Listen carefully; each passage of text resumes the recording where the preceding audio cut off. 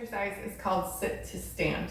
I use this often with my beginners. It is a great way to learn good mechanics for a squat, and it is also something that we have to do in our everyday lives.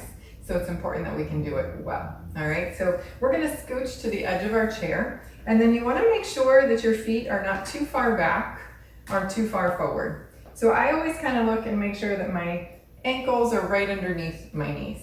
All right, from here, we're gonna engage our core muscles. So think about giving your insides a hug with your core.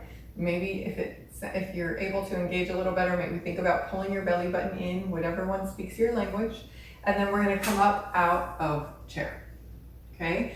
Now, a lot of times when I first start to work with someone, they feel like they need their hands to push off to get up, or they use momentum and they use their arms to get them going to get up out of the chair. So that's something that we want to work on, being able to do it without using momentum or without having to use our hands to push.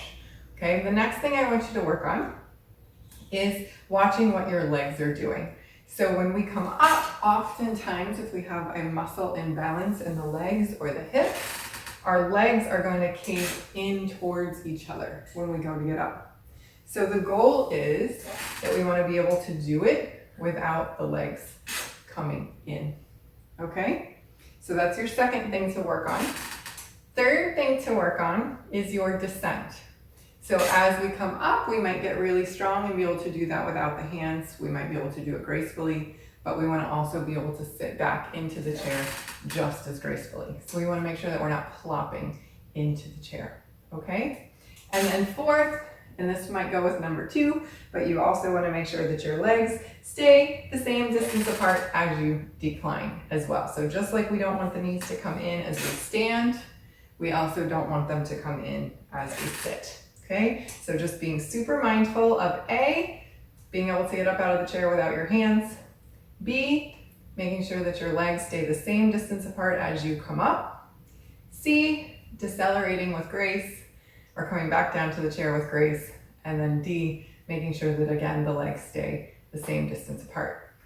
Now once you can master all of that, then you would potentially add a weight right here. Okay, I would never suggest that you add a weight unless you have those first 4 pieces mastered, because this is just going to exaggerate any improper form or technique that you have. All right, but once you get there, when you're ready, you can just add 1 weight, 2 hands, keep it close to your body so that it doesn't cause any stress on the lower back. Make sure that you can continue to do all of those bullet points that we talked about. And that is your sit and stand.